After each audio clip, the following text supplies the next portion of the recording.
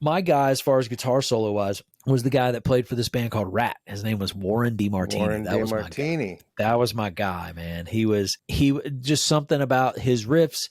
And they had this really cool kind of like, I learned, and I tell my son this too, I learned how to write counterpoint by panning. We had a pan knob on our stereo, you know? And yeah, of course. Their guitars were always panned hard left and hard right, but they always wrote really good counterpoint to whatever the main riff was.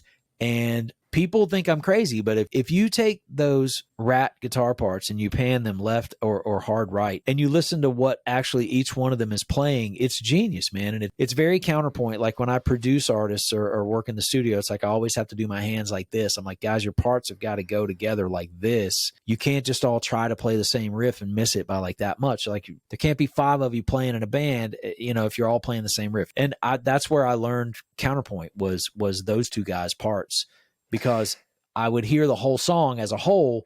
And then when I would get it home and put it on the stereo and pan it left and right, I couldn't have told you before I heard those parts panned what they were. But then the only way that I could hear them after that was the 2 counterpoints. When I first started producing records, man, it's like I realized like, okay, that's what they were doing. And that's where I learned it.